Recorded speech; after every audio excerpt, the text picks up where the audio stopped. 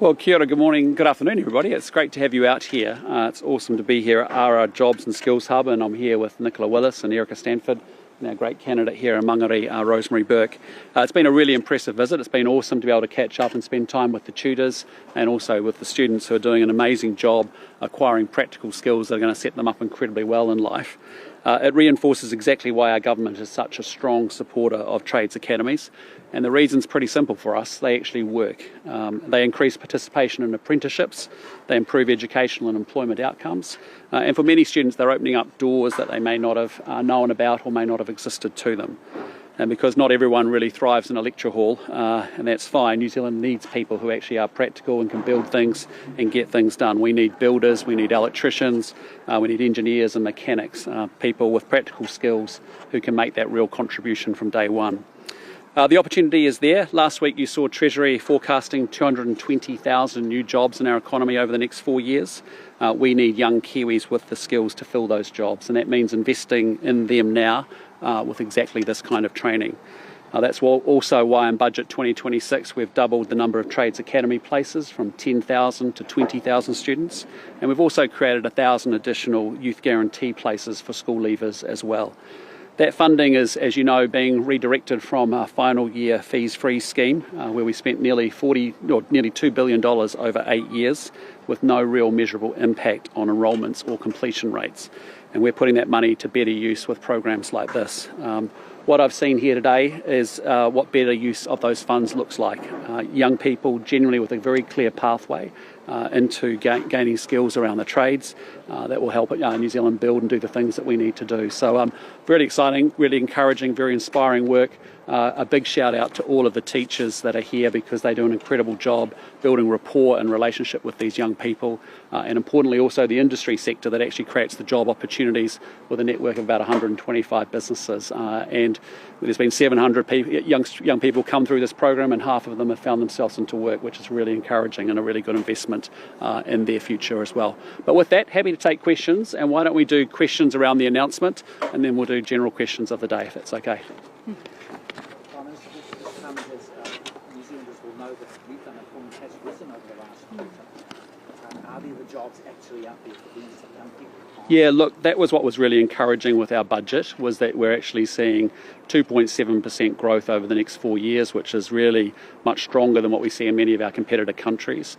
The creation of 220,000 new jobs over the next 4 years, and importantly actually wages growing faster than prices, which is actually how people ultimately can afford more things and actually get ahead. So we're confident we have the jobs coming in the economy that we're building, and that's why programs like this, so that people can get connected to work, often coming from little or few qualifications from high school through the Youth Guarantee program, but then also expanding the trades academies, which we just know have been so popular. Erica and I have spent a lot of time in schools up and down the country, and we know how these programs are very oversubscribed. So this is a really good use of taxpayer money to invest in young people who we think are going to have amazing skills and amazing futures. That's a further ahead. How do you stop the passenger across the Tasman? Well, that's not... Right now? Yeah, I want to clarify that, because I think as a media it's really important you understand the latest situation, which is over the last year we've had a 9% growth in Kiwis returning home. We've had a 6% decline in Kiwis leaving New Zealand. Last month we had, I think, our second lowest month on record back to 2022. And so, we've made, tremendous progress. And a lot of New Zealanders have been finding, I was on a site just last Friday actually, and they were doing a recladding job, and 2 of those 5 builders had come back from Newcastle because they'd gone to Australia, discovered that actually housing's a lot more expensive. Then you've got to pay something called stamp duty on top of all of that. Then actually finding a job and competing for a job can be challenging and tough. And so, it's good that we are building an economy that's going to grow, that's going to have low and stable inflation. We've got a massive investment in infrastructure with $7 billion of capital projects underway that are job rich, creating opportunities for young people like this. So, we are building back a proposition for young Kiwis, which is if you work hard, you can get ahead. You'll stay safe in your house and your home and your community, and importantly you're going to have great world-class education and outstanding healthcare in due course as well. So that's the system we're building, and if we do that job right, there's a great case for young people here. All right, is that... Your office has... Want to move to other topics of the day? Your office has admitted that a document related to the Smith and Fonterra case was sent to the private email of a former staffer. How did that happen? Yeah, look, I just want to back up a little bit because I have some very clear expectations. The first expectation is that I expect ministers and staff to be out engaging with community leaders and government leaders and business leaders. That's really important because we've got to work together as community, business and government on the big challenges and the opportunities that we have in this country. And if you think about things like our fuel response plan, that has been a function of us actually working together with businesses around that. If you think about our work on stalking law or other initiatives that we've had, social media ban, it's quite good that we work with those folk. It's really important. Otherwise, you get a very bubbled public service and staff group that doesn't actually engage with the outside world sufficiently. But equally with that comes a responsibility that I expect people to honour their obligations and make sure that they are reporting those engagements and that they're appropriately doing so that we have transparency and trust in the system. Last week we talked about the fact that we had no record or no recollection of this interaction in 2024. It's come to light over the weekend that there was actually that same document that we were talking about last week has exchanged between a Fonterra staff member and to the Beehive former Beehive staffer's personal Gmail account. That is unacceptable. Actually having people transact and communicate through their private email doesn't help build transparency or public trust, and that has definitely not met the high standard that I have of staffers in the Beehive. So the big question is, what are we doing about it? We're taking it really seriously. First and foremost, Ministerial Services have already issued instructions to all staff reminding them of their obligations about reporting interactions, but also about being transparent about it. The second thing is that DIA, Department of Internal Affairs, is launching a review, and they will work with the former staffer to identify whether any of their work emails should be on the public record from their IT account while they worked in Parliament. And the second thing is working with them to identify whether there are any other emails on their personal Gmail account that should be on the public record as well. And the third review that's going on, or third action that's going on, is really the work of the Ombudsman, who has launched quite rightly a review into how this OIA case was handled. So, it's important that we have expectations in a rights and responsibilities way, that we want engagement with community and business leaders, but we need transparency and trust to be maintained through that process. It hasn't in this instance. The involvement and use of personal email is completely inappropriate and undermines that trust and transparency, and that's why we're taking it seriously with the actions that we've got. The Ombudsman announced on Friday. The information only came to light I was made aware of it on the weekend. I think Fonterra released it or made us aware of it on Friday, my office aware of it on Friday. And we're going to move through that as quickly as we possibly can. Do you know why Mr. Burgess was using private email in this case? No, I don't. That's what some of the conversation will be about. But there's no reason for people to do that. And particularly on this issue, because if you just zoom out and actually think the process failings aside and actually think about the substantive nature of this topic, many of us before the election felt strongly about this case. Equally, the Attorney General had provided advice to us a month after the judgment was released in early February 2024, essentially advising us of the course of action that we've subsequently taken. And so it's not a surprise, because we felt very strongly that climate change frameworks is a responsibility of the state. They've been passed, signed up to by previous governments. The state administers that. That's not a court responsibility or a business responsibility. So that's why, on the merits of the case, we're very confident with the action that we took. That's why within the first 100 days of our new government, we'd already had advice come through from our Attorney General on the subject. And that's why we ultimately took the legislative action that we did in recent weeks. But the bigger issue is, the issue is about the process, which is, irrespective of the fact that we were making this decision anyway, the fact that we want transparent engagements with business and community leaders from all staffers, and we want everyone to be very clear about that. No, I don't think so. I think it's just genuinely making sure, and that's why I've asked, Ministerial Services already sent advice out to all our staffers again, reminding them very, very clearly of their obligations. That's why we are taking quite serious actions with respect to the Department of Internal Affairs being involved, working with the former staffer. And it's also quite appropriate that the Ombudsman undertakes a review as well as to how this particular case was handled. I think we have a lot of highly professional staffers in the Beehive that work incredibly hard, that uphold those obligations incredibly well, but it's a good reminder for everybody through this experience. I want to know how vigorously Mr. Burgess lobbied you this matter? We didn't talk about it at all. I mean, as I said, there was a number of ministers in our cabinet that had pretty strong views about it going in. We were aware of the case running through. The judgment came out 7th of February 2024. As I said, within a month we had advice from the Attorney General back to senior ministers around an approach which we ultimately ended up implementing anyway. So, it's actually a no-brainer when you look at the substance. We're not interested in a parallel system where the courts interpret climate change frameworks. We see that as a responsibility of the state, not the courts. Well, it just undermines public trust and transparency, and we want everything to be. We want those interactions to be recorded. We want those documents to be available. You'll know the documents freely available online on the Fonterra website today. But the point is, it shouldn't be. There's no need for that because we have protocols, and when we engage with business or community leaders, we expect those obligations to be maintained, those protocols to be maintained.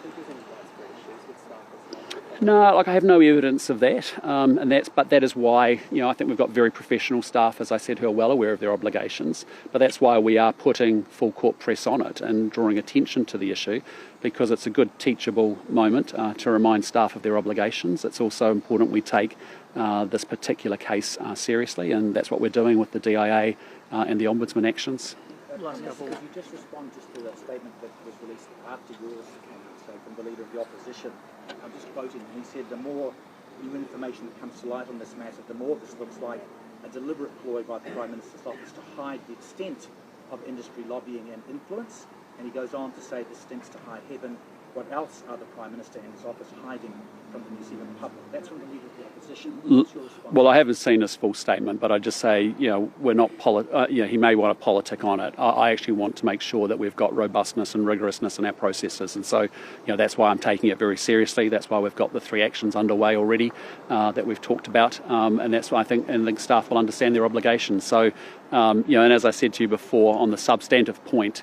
We already, as a new government, had received advice from an Attorney General, and we're moving in this direction, and ended up actioning the advice she gave us. Prime Minister, have you spoken to Chris Penk about the comments he made or what he was going to say?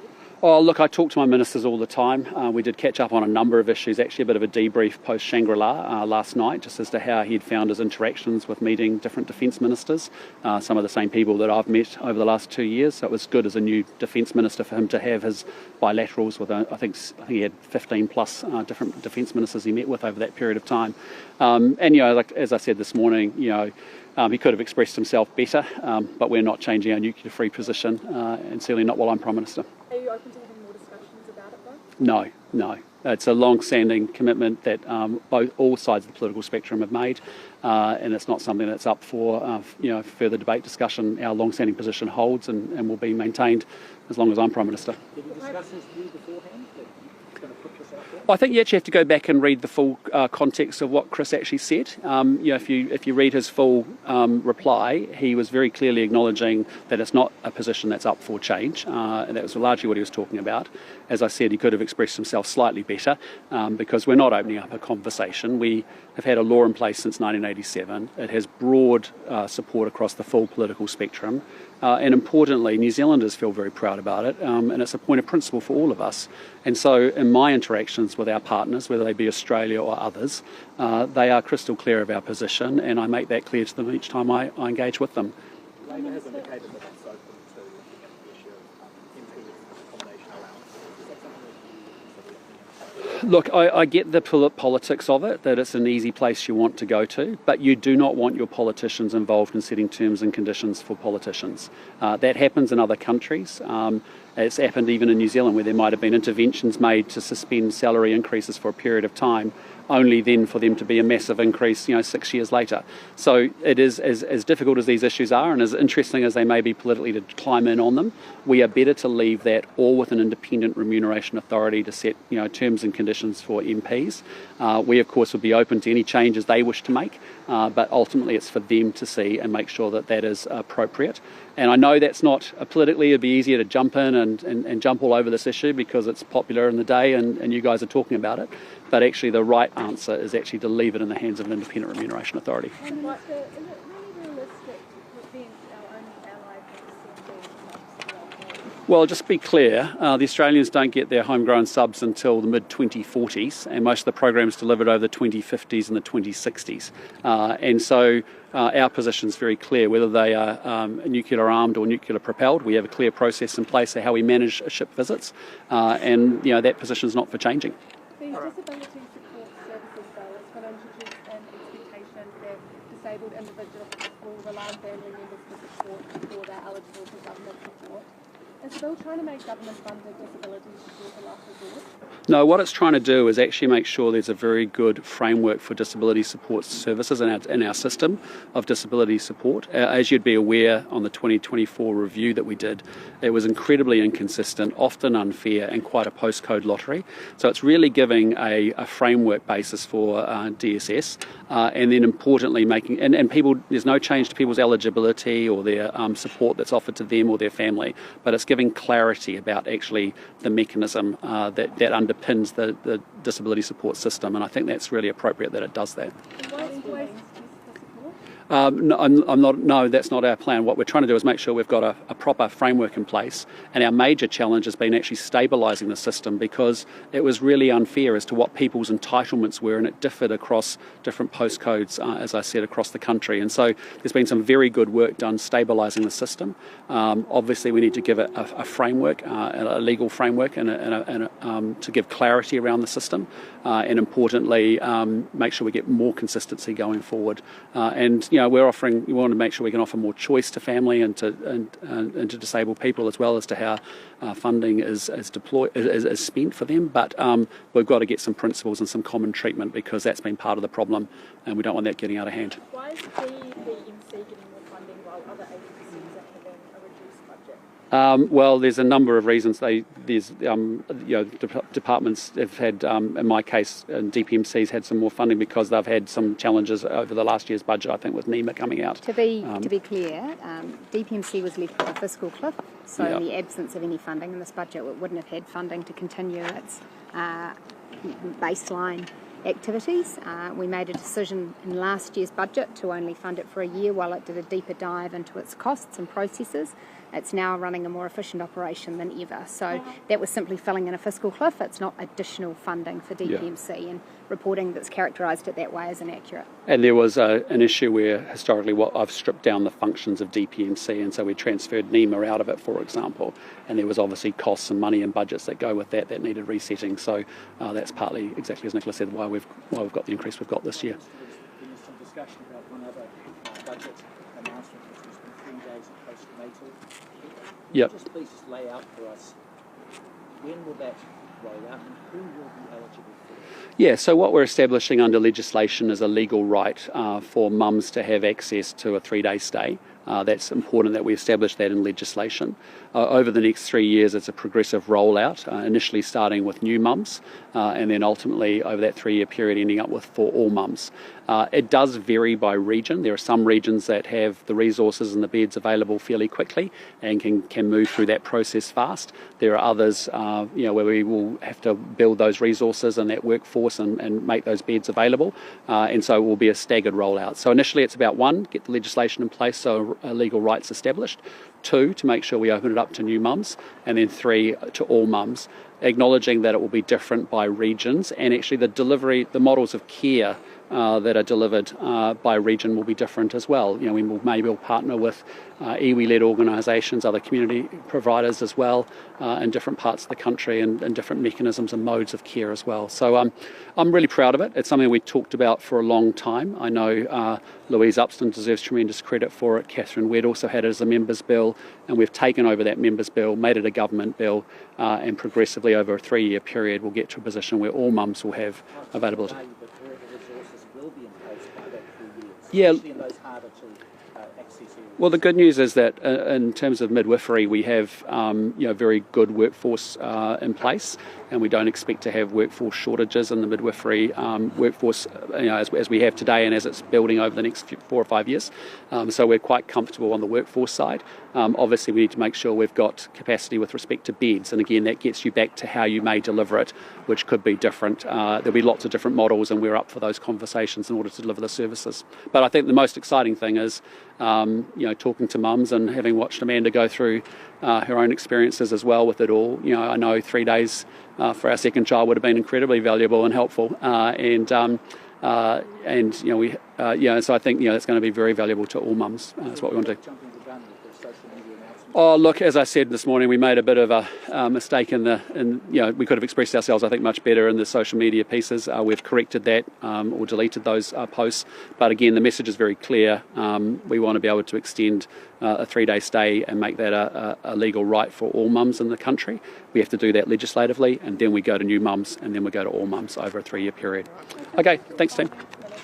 Yes. A new report out from the Commerce Commission today has found little change in competition for supermarkets. What do you make of this? Well, our work has to continue in this space. It's clearly not going to be the case that overnight system in which we've had a duopoly suddenly becomes more competitive. What the government has continued to work on is how do we make it easier for a new entrant to come into New Zealand, how do we make it easier for the smaller players to expand, and how do we enhance competition between the existing supermarkets. And that work continues to progress. But the report highlights once again that we have a structure in New Zealand where there are effectively two main players in each island, and that lack of competition is certainly contributing to the slightly higher prices that New Zealanders pay for groceries. That's why we've introduced fast-track legislation to make it easier to establish new supermarkets. It's why we've made changes to the building consent protocols to make it easier. It's why we continue to monitor activity via the Commerce Commission. Are you still looking for a third player to fill the market? Yes, of course, we do have players right now who'd say, well, we are that third player and we want to see them expand further to have more of a share of the New Zealand market. But look, we continue to say to supermarkets worldwide, this is an easy place to enter because we will fast track all of the regulatory permissions you need. We want you here. We want you competing for the New Zealand shopper's dollar. Okay, thanks, team. Have a good afternoon. Thanks for coming out. Appreciate it.